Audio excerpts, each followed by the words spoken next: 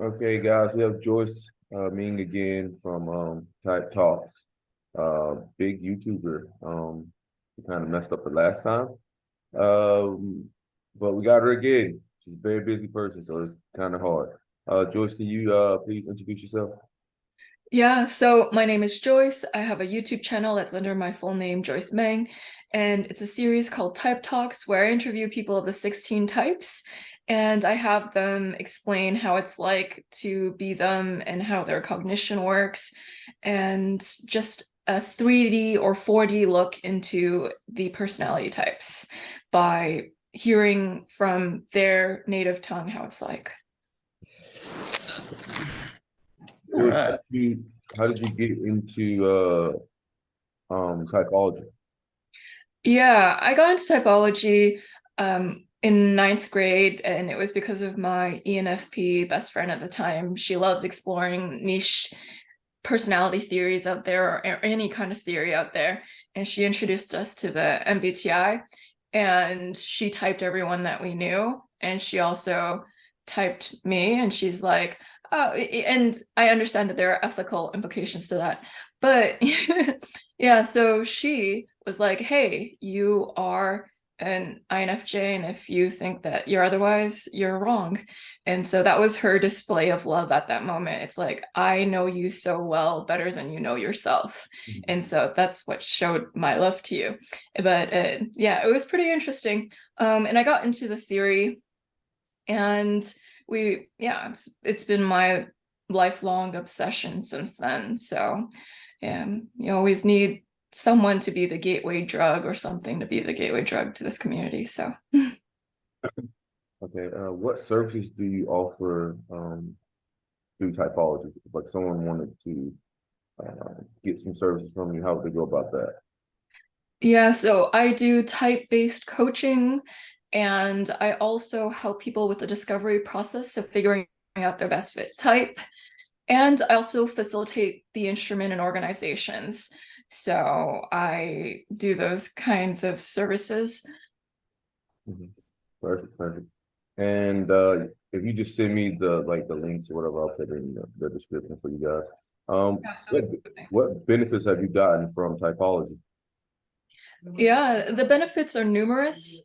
So one of the things is that people are always talking past each other, but they don't know that they're doing that.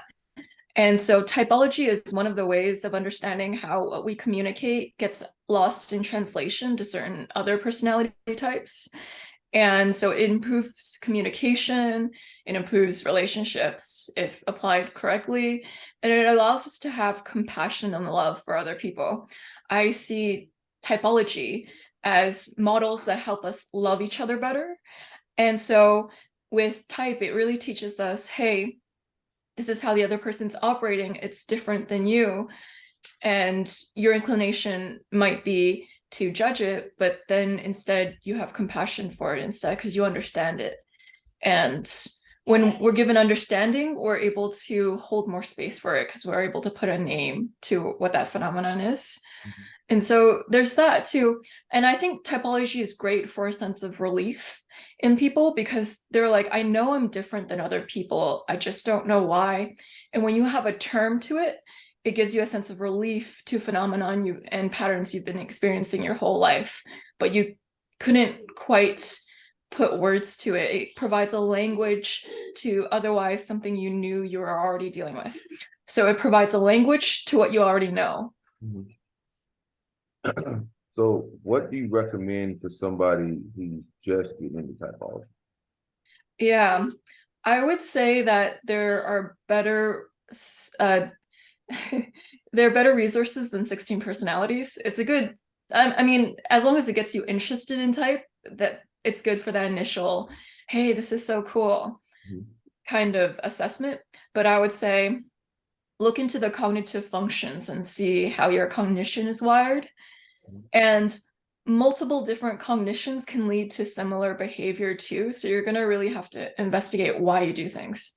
And that will help you double check your type, Mhm. because there is in the community a lot of people trusting in 16 personalities because it's the first place where we get into type, or it's just easy to spread around. It's very viral. So I would just say find sources you trust.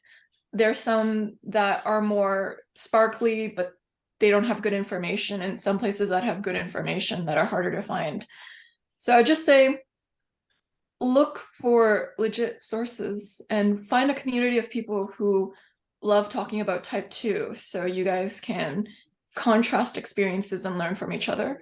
So it's always good to have a typology study partner so that you can say your hypotheses out loud and have people give their commentary on what you think as well. So it provides an intellectual discussion that you can go back and forth between. And I think that's the best way to learn about type. They say teaching is the best form of learning.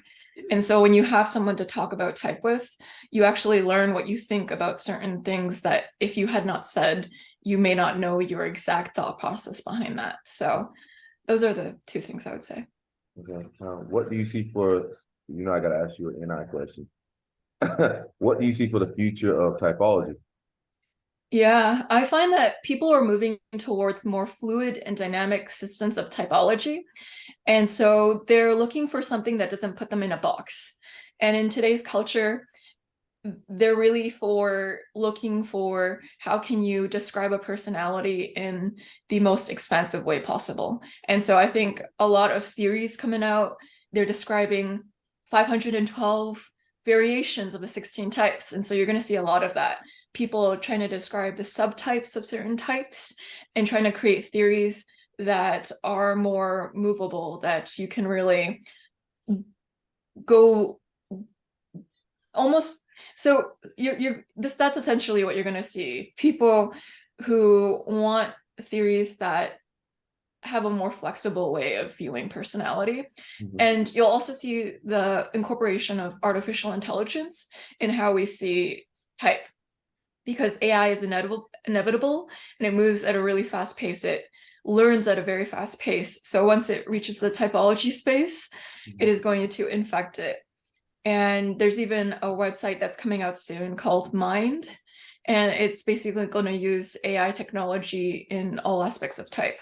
And so this is going to be very revolutionary. What did you hear about the site Mind? One of my classmates at Personality Hacker is making it. So he's essentially making a typology website that has easy to take tests, mm-hmm. like 16 personalities, but more accurate. And mm-hmm. it's more sexier than 16 personalities. So the reason why people love that website so much is it's very user friendly. Mm-hmm. And so someone is trying to make an even more user friendly website than that website.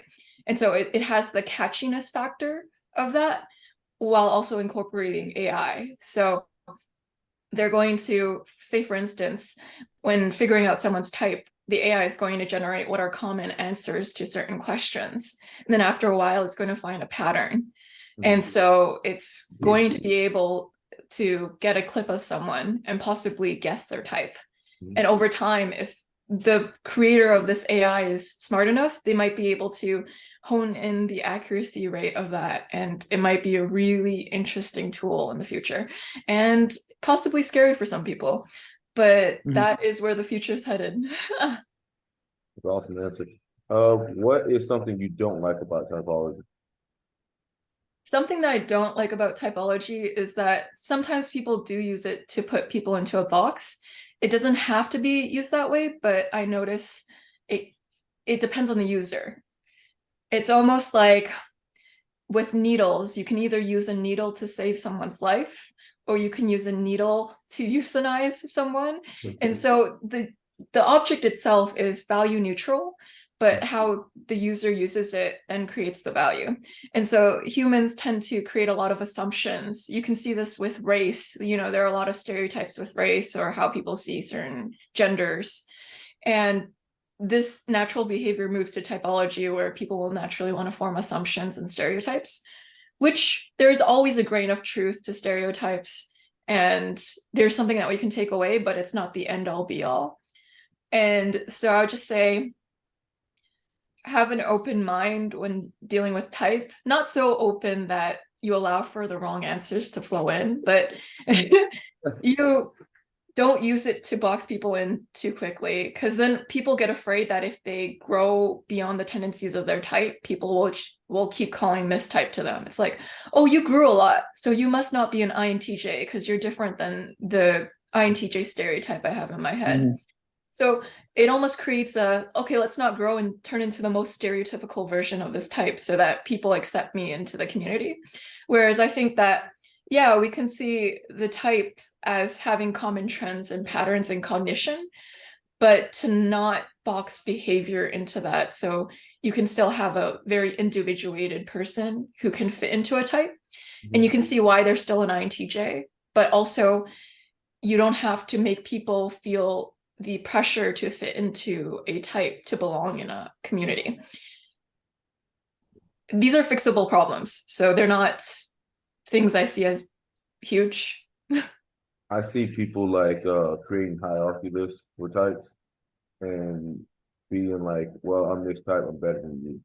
That's what I see planning in the future. Because people love to figure out some type of way to make themselves feel better than somebody else.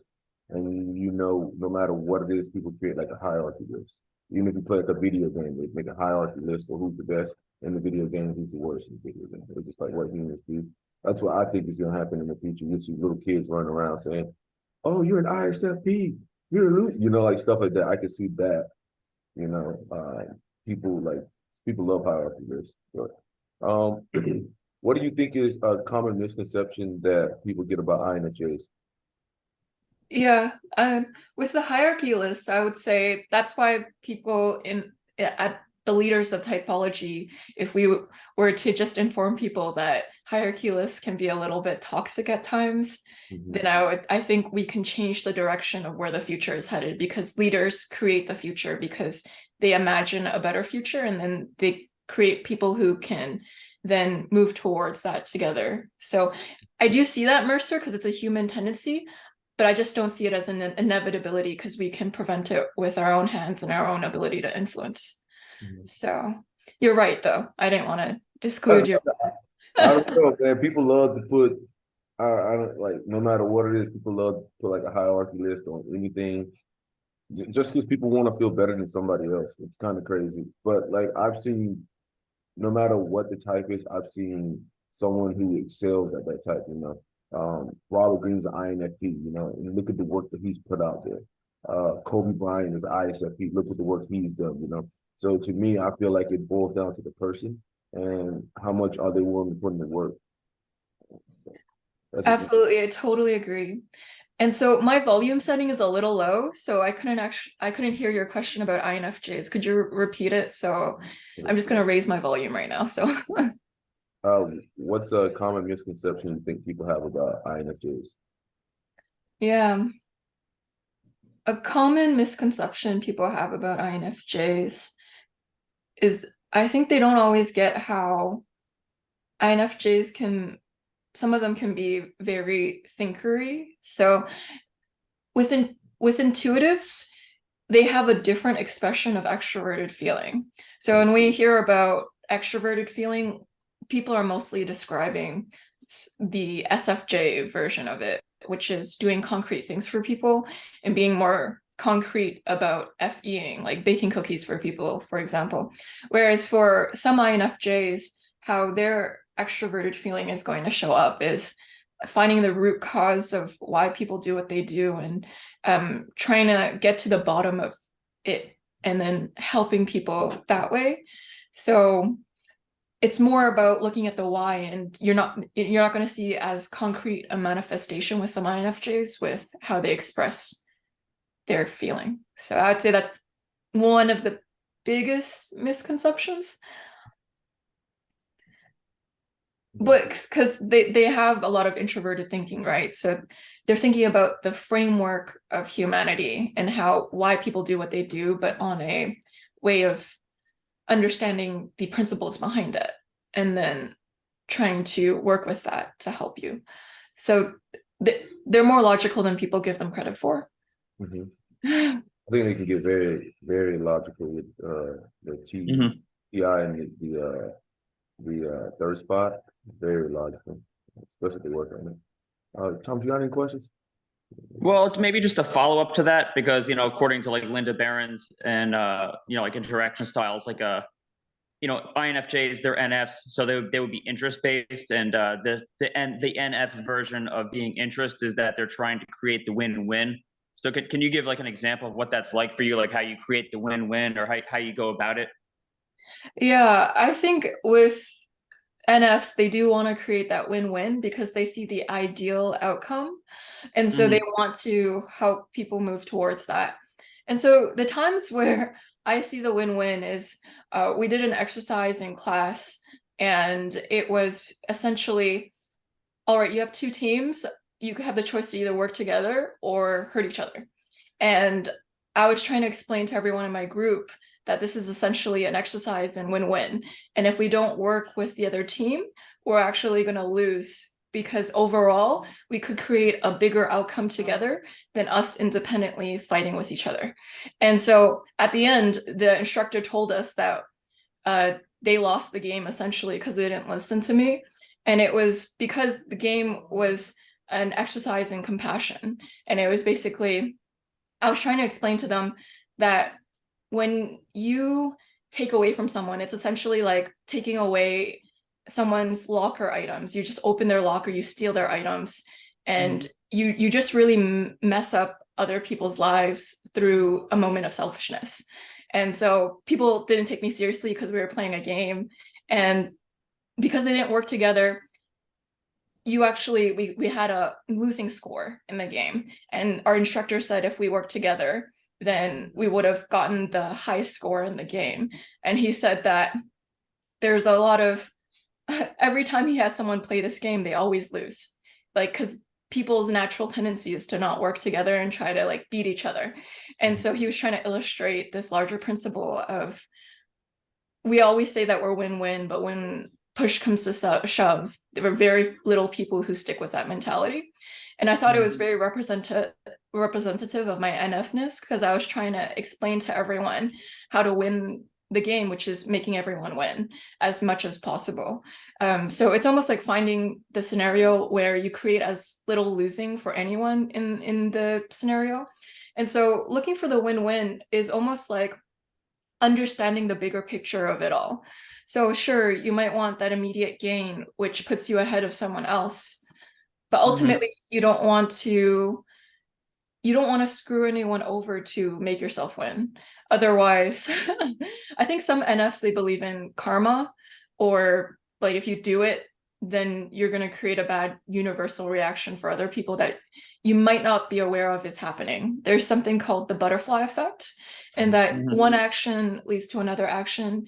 And you might not even know, but a butterfly flapping its wings at one part of the universe, I mean, at one part of the earth, actually create a hurricane at the other side of the ocean.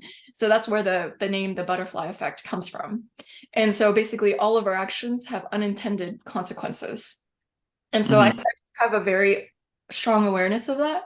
And I try to make sure that the implications that I do lead positive ripples more often than negative ripples. And that's my idea of win-win too. And it's just seeing when people are having unnecessary conflict within each other, they're fighting, but it's not, you don't need to fight there, which is why I love MBTI, because one of the reasons people fight is because of MBTI disagreements. And once you know that, you can see eye to eye more often. And so typology is even a win-win tool if you see it that way. That's true. What do you think about relationship compatibility? Relationship compatibility. So I would say there are certain types that typically get together. And so with INFJs, you see them shipped with INTPs as the golden pairing, or ENFPs with the INFJ often, or INTJs with ENFPs. And so you'll see that there are trends for types that are attracted to each other and tend to get into relationships with one another. I would say the success of a relationship depends on if both parties are mature, and also their values, if they align, and if they have stuff to talk about together. Because marriage or a relationship that's long-term is the longest conversation that you'll have in your entire life. So you have to be able to talk to this person. And so I would say maturity and health is the biggest factor, and it's outside of type that affects the success of a relationship. But your personality types will tell you the common joys and the common struggles you'll have within your relationship. So for instance, if an ENFP is with an ISTJ, very often if an ISTJ has a problem with the ENFP, it's because they can be a little bit fickle in the ISTJ's eyes, because the ISTJ might be more dutiful than them, or more responsible, or more keeping their word than an ENFP might be on a whole, especially if the ENFP has ADHD, that just amplifies it. And so that's a common problem they'll have that's predicted by type. And then they might have common joys as well. For instance, if an ENFP dates an ENTP, a common joy they might have is the ability to brainstorm with each other and share possibilities back and forth seamlessly. And so you can predict how certain ways a relationship will go, but you cannot predict the success of it with MBTI, but you can predict the common pitfalls and the common happiness points. Because I see a lot of people in the space saying, oh, that person's that type, I guess it'll never work out. And there's probably a success and failure rate within certain pairings. Like certain pairings are probably more successful than others. But I wouldn't say that there is a for sure you cannot, under any circumstances, get along with a person of this type. I could be wrong about that. I think that's probably pretty valid there. I think with type, it's just you have to understand your strengths and understand your weaknesses, and then understand the other person's strengths and their weaknesses, and be cognitive of that. For myself, I dated an ISFP, and I pretty much strangled her with TE at all times. Like you know, but I didn't really notice it until I thought about it later. You know, like whenever she would want to express FI, I just like strangle it. You know, I put it out like a fire. But now that I'm older and I understand that, like, if I was to date another ISFP, I would like, you know, be a little bit more manageable with it. You know, not go so hard about it. But when you don't know, you kind of like what I've noticed is people project what they're strong at onto other people. So yeah, That is so true. We sometimes double down on our strengths when we're unaware. It's our favorite hammer in the toolbox, and so we go to it naturally, and then we realize, oh, we're overdoing it. And so yeah, Mercer, that's a beautiful illustration of a TE Dom dating an FI Dom. That always happens if they're unaware of it. And then so it's all about then having that awareness, and then you can change the future with that awareness. And then as well, like since they're like a background type, they don't really like confrontation. And a person like me kind of needs confrontation and needs to be told, like, oh yeah, I don't like when you did that, you know, because if I don't learn I can't build like a system around you if I don't get any like responses until like 5 days later, you know. I can't work like that. It just doesn't work for me. But what's the future for your content? Yeah, the future for my content is I'm creating my own typology theory. Yeah, I'm excited to have that out in a few years. So I'm creating a website called Dynamic Archetypes, since it's in the works. And like I told you, I believe the type space is moving towards a more dynamic world. And so I want to create archetypes that honor people. So that's my way of creating win-win scenarios. You can still have the framework without making people feel boxed in. So win-win to me. That's awesome. Thomas, you got anything? Well, maybe just to kind of like what you were saying about relationship compatibility. I think just to follow up with that, I think a certain number of people, what they do is they think that if they just find the right type, it's like, then they don't have to like worry about actually working at things. It's like, oh, if I just find this type, then everything will just be okay. Yeah. And it's just, you know, relationships are more complicated than that. But maybe it's something I was kind of thinking about, because I know earlier you were saying like how, you know, people, you know, so it could be a relief to discover typology, and because like it helps you understand like your own weaknesses and other people's weaknesses. But the flip side of that is people who use typology like as an excuse for like, oh, I'm an INTJ. I'm not good with FE, so I'm just, I don't know how to deal with people, so I'm just gonna stay a hermit and not work on things. Have you like in your practice, have you like helped people try to like confront their weaknesses, or like what do you think about, like, you understand what I'm saying, right? People who use like typologies as an excuse not to work on certain things. Yeah, so I would say that's someone in the drama triangle. And so one of the roles in the drama triangle is victim. And so a person who's just naturally a victim will use anything in their vicinity Yeah, to excuses. So that's type true. is just a way that they're using that for that purpose. And so I would just say just educate them on their behavior and try to make it conscious. And like, hey, I think that you're using this as an excuse in the kindest way possible. And trying to help them use it in a way that's more productive, because there are constructive behaviors and destructive behaviors, and if you use type as an excuse, you're using it to fuel a bad habit of yours. Mm-hmm. And so I would say perhaps that person needs to be called out, or they need to reach some point in their journey where they're able to accept that, hey, you can't use everything to escape or run away from yourself. Carl Jung was all about not escaping yourself. He says that when we do that, we project and we blame the world. So we're like, oh, it's the world that's causing this to me. Oh, it's my type that's making me do this. But we never take personal responsibility for it. And so Carl Jung says to get over projection, we need to individuate. And so to do that, we have to stop running away from ourselves, and we need to confront our inner shadow and make the unconscious conscious, or it'll direct our life, and we'll call it fate, as he says. And so I would say they have to come to terms with, if they're using MBTI as an excuse, they're using a lot of other things in their life as an excuse for their behavior too. It's probably a personality characteristic they have throughout life.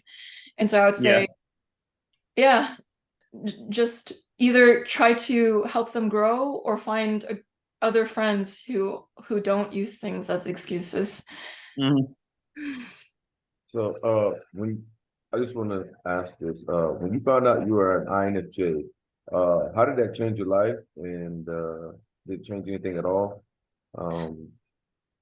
Yeah, it really did change my life, because I wondered why I would say things and it would rarely be translated into the other person's head.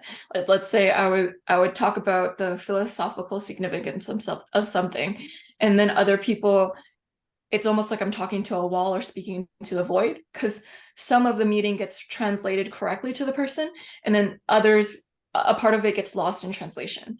And I always wondered, why do people not receive it in a way where they understand what I'm saying? It almost felt like I was playing broken telephone my whole life. And I wondered why they didn't get what I was trying to communicate. And I realized, so essentially, I went to many psychologists and counselors or doctors trying to get diagnosed with some sort of illness, because I knew I was different than people, but I didn't know why. Because I felt very fundamentally alien, like I was meant to observe or improve or grow the world, but that I wasn't a part of the world. And so I was like, oh, just tell me if I have any sort of disease, maybe, or illness, autism, or maybe I'm gifted, or maybe I'm an indigo child. And eventually they couldn't diagnose me with anything. They're like, you're none of those things. And so I didn't have answers to why I felt so different than other people until I came across MBTI that gave me an explanation for, that is why you have felt so, like, you think so differently than everyone around you, and it's okay. And it gave me permission to cultivate a circle of friends who actually understand how my brain is wired. So it almost gave me permission to be an alien and embrace it, rather than there with every human being, there's a desire to belong. But if you're if you're really different than people, like with my mother's side of the family, all they talk about is topics along the lines of, here are the gas prices, the best gas prices here, the best supermarket prices for this. Oh, cats. And it's like, these topics to me, I've never been engaged in. And so it gave me permission to not feel the urge to need to fit into that and need to do that. Like, there wasn't anything wrong with me for not wanting to talk about those topics. Like, I'm not crazy. Mhm. And so that's what type was really great for. So what I'm picking up is basically you're abstract and they're concrete, so it's very hard to communicate with them. And Absolutely. a lot of abstract types would probably say the same. Yeah. And I think concrete types that are also older are even more concrete. I think there's a scale of concretism. And typically people from the younger generation, abstract is a value now in society. So they can kind of speak it just because there's a cultural revolution. But if you talk to someone who's like around 50 to 80 and they also have concrete preferences, you may notice it way more because society back then valued concretism so much more. So they're double concrete. As people age, they get more conservative, so they probably get even more concrete. Yeah. Age. What do you think are some of the things that have been tough as an INFJ, besides being the abstraction? I think what's tough about INFJs is that they typically tend to say 5% of their view or what they think to the world. And so people don't actually know their inner life as much. So I would say for INFJs, their insights are like quiet whispers or murmurs or wisps. And you really need to pay attention to get the full quality of the insight, because they might say something that gets overlooked in the moment, but it's actually very deep and profound and very life-changing if you understand it and integrate it into your being. And so I would just say there's so many insights said by INFJs that initially aren't taken seriously by other people. And so they might feel chronically unheard in their life. And yeah, and so INFJs can be reserved, like INTJs can be, and sometimes they can be expressive with their feeling, but with their insights, they can almost be clam-like in the sense that you need to open them up for them to share the full broadness of their insight. Otherwise, you'll miss a lot of the depth in it. And so I would just say, to tap into the pearl inside the clam, you need to be able to be a safe space, because a lot of INFJs have walls from life. They just know that they can't talk freely and be fully understood. And so you kind of have to slowly get past those walls, and you'll open up the clam to get to the prize inside. What does SI inferior mean to you? Yeah. Oh, so SI and yeah, in the You mean SE? Oh, okay. SE inferior mean to you? Yeah, I think sometimes with INFJs, they might not feel comfortable adapting or improvising on the spot. And so they like to future pace how something will go so that they don't have to go through the pain of needing to adapt in the moment to random distractions or random interruptions. And so this is a very high risk, high reward tactic, because if you, like with NI, you see the best path forward, but there are times where you'll be wrong occasionally. And so what will happen is you might be caught off guard and you might be like, oh, I didn't prepare for this in my mind. There was no mental rehearsing, and you might feel a little out of your breath trying to adapt. And for SE inferior, it's learning that your body is not just a flesh suit. It, like, sometimes with intuitives, they can think that their body is there to think thoughts. and they identify more with their brain or their ideas or their way of thinking than with their flesh materialism. And so having intuitives come to terms with, hey, your physical body is actually something, it's not something, just like take care of it. And so it's kind of learning over time, oh, this is a thing, okay. Because INFJs don't often feel in the present because they can be in the future. And there's also the relationship with SE inferior is you infer deeply into the meaning of something when it really is just the face value of something that's important. So the reason why like an ESFP or an ESTP has such smooth, adapting, real-time reactions is because they just take things as they are. They see them and that's what the thing is. And so INFJs sometimes peer into the meaning of something so much that they miss the obvious reality of it. So it's just taking things as they are is a learning path for an INFJ. Awesome answer. Thomas, you got anything? Well, I mean, just on the topic of INFJs, I've only ever known one personally. I don't know if you could answer this question, but where are the INFJs out in the world? Where are they hiding? That's a good question. Huh. They're low key, so yeah. There are two kinds of INFJs. There are kinds that have really developed extroverted feeling. So they have fake extrovert persona. And so they might actually have a little bit of charisma in a sense where they can be very likable.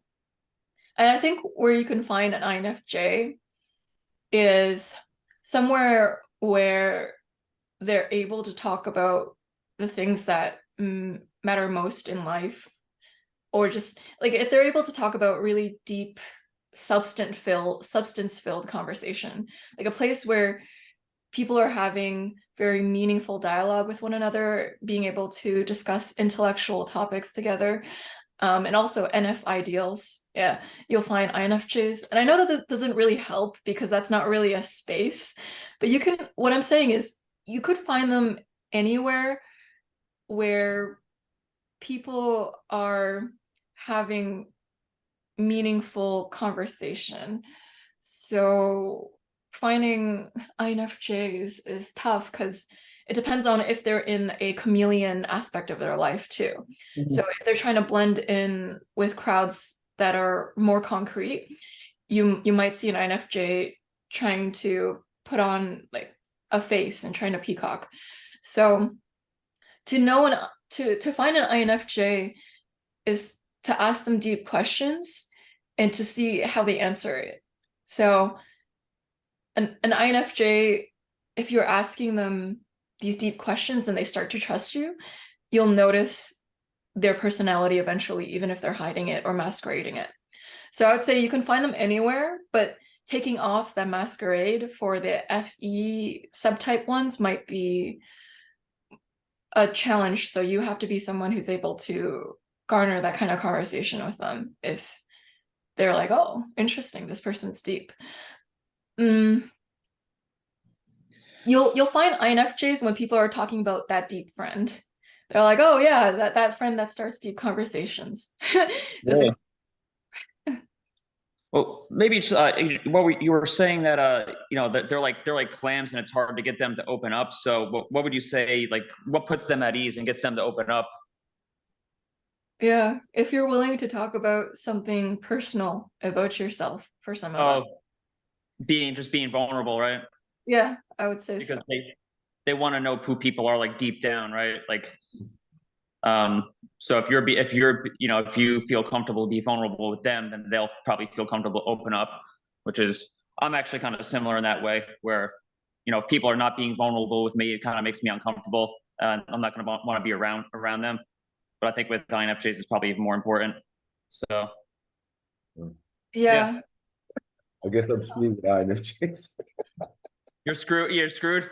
Yeah, dude, I don't like talking about feelings ever. Like that is just something I never talk about, never want to talk about. Like that's just never comes on my radar. Like I only have I swear 3 feelings: either happy, angry, Like it's very like surface level. It's not like, you know, I don't like talking about it because I don't know. To me, it just doesn't get anything done, and it's almost a waste of time. You know, it's not. That's how you seduce the NF types, Mercer. So It's like, yo, this guy's crazy. But let's see. That's pretty much all I got. Anything you want to ask us? yeah. What makes you love typology? Well, for me, what makes me love typology is the ability to um, understand myself first and then understand others. As an NT, I think I really struggle understanding other people. Um, and and to a degree, there's been times where I just like box them off, you know. Say this person's crazy or this person's weak or this person's X, Y, and Z instead of trying to understand them as a person. And what typology has done has opened my eyes to how people develop and who they are and just not writing them off and actually seeing the value in them and understanding the roles that they could play in a certain situation. So that has enhanced my skills with that and with leadership. So um, yeah, Yeah, for developing EQ. yeah, definitely with the EQ. And I think it has future references. It has allowed me to understand and to be able to get the best possible relationship with my future kids or my wife, which I think will impact my life more than a lot of things because I tell people all the time, as an NTJ, success is easy. Your battle is when you come home. It will always be to make sure that your kids don't say they hate you, you know, or that your wife doesn't, you know, hate you, you know, because that's where things are going to be in the social EQ level. So that has allowed me to actually notice that and maybe set up a metric to evaluate that better and be more expressive of who I am as a person or what I'm looking for as them as a person. So, That's beautiful. So was what was it? What's my favorite part of typology? Is that what the question? yeah. Well, like on like an abstract level, just my mind craves any kind of like abstract like learning. Like I don't know, my degree's in philosophy, so I just like from a learning perspective, I like to go as abstract as possible. And typology, you know, it kind of it scratches that itch, I guess you could say. But very much along the lines of what Mercer's saying, it helps me understand my strengths and weaknesses and others. Um, I think I struggle with a lot of the things that he does, dealing with people, but I could tap into my sympathy, but when it comes to like understanding how people feel, I'm just clueless. And I could just look at somebody and like if you ask me what are they feeling, I have no idea. So it helps me understand my weaknesses, but it's still like a constant struggle as far as trying to, I guess, cope with those weaknesses. Because I understand my weaknesses, but like then I feel like I could only correct myself so far. And like kind of along some of the conversations we've been having is just like sometimes when like because I'm a thinker and I've FE trickster, so if I'm having a conflict with somebody, rather than like I wish I just knew how to create the win-win, or I wish I knew how to just tap into FE and just make the situation better. But it's like when I have a conflict, it's like I might want to like just double down and just like double down on my anger and say like, no, you're wrong and this is why. But I guess it gives me, typology gives me like things that I need. It gives me things that I need to work on in order to progress, because that's important. So yeah, I think that's that's the long story short. And then also helping other people as well. Eventually I'd like to maybe be in a position where I could help other people. And I think typology is probably like the best tool to do that. Especially, I think we've reached the point where like I think with you could really apply it to children. Like when you're raising children and trying to cater to children's needs, it's probably where it could actually be most useful. Different types are going to have different needs. So Yeah. There's actually some studies done on MBTI in children. So if you look up Jane Kisei, I think she has a TED talk on children's learning styles and their MBTI types too. I actually watched that. And so I think that's a lovely goal, Thomas. And so you asked me earlier where to find INFJs, and one last thing I'd add to that is there are people in the type community, usually extroverts, and particularly ENFPs, who love to say, I collect INFJs and INTJs.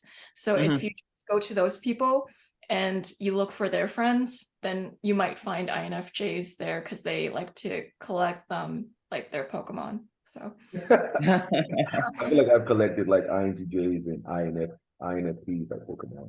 yeah, you just look for the extrovert that's been collecting that specific type, and then you just make friends and with their friends. That's true. But I mean, that is absolutely true. But I mean, I don't know about you, but I mean, you have a different like circle of people that you know. It's probably easier for you to find abstract types. But yeah, it's I don't know. Just don't know that many abstract types in person. Like I've known maybe like a few ENFPs, a few ENTPs, a few ENTJs. But yeah, they're not exactly. I don't come across them that often out in the world. Yeah, so yeah. Yeah, and that's why I love type, because I think a lot of intuitives don't know many intuitives until later in life, possibly adulthood for some of them. And this can create almost a low-grade dysthymia in some people, where they're like, why am I a little sad? It's like not depressed, but it's almost like I feel like I'm not in my flow state. And that could be because you're not around people where you can be in flow often. And for intuitives, it's sometimes talking about abstract topics. And so type can give people permission to get that need of having abstract conversation met, because no one tells you that that's a fundamental human need for some people. With Maslow's hierarchy of needs, they actually have self-actualization as the top need. But actually, I think for intuitives, the pyramid of needs is backwards, or in some form it is, where self-actualization is the core of intuitive need. It's like it's in all people, but it's typically in the back of their mind. But I think there's a desire for intuitives to have deep conversation, and people don't emphasize that as a human need because it's not for all people. But it is for all people, but not as much as it is for an intuitive who needs it like air to breathe. Mm-hmm. Yeah, that was great. Anything else you want to ask us? Oh, I am good for now. Well, it's been a pleasure to get you on again, Joyce. I'm going to probably upload this later this week because I just did Leon yesterday. So I'll upload this later this week. If you could just send me all your like your website and your I guess I can find it. You only have one YouTube, right? I have one YouTube, yeah, and I have a website too. Because Leon had like 2 YouTubes, a website, a meetup group. I was like, whoa, man, you're busy for INFP, man. You're busy. Yeah, it's been a pleasure to talk to you. Anything you want to say, Thomas? Yeah, which is I every now and then someone will ask me like like they want to get typed by like someone who's certified. So I don't know that anyone's actually went to you, but when people actually ask me like, oh, who should I go to? I'll be like, I think Joyce Meng. I think she's good at what she does. She knows her stuff. She's certified, and I think your prices are reasonable. So I do send people your way occasionally. I don't know if they've actually bought your services, but just to let you know. So Much appreciated. So, because some people out there, they're charging like ridiculous rates just to get typed. They're charging like several $100s. So I think that's kind of ridiculous. But no, thanks for coming out again. It's been fun. Yeah, thank you, Joyce. I'll see you in the future. All right, take care. Take care, guys.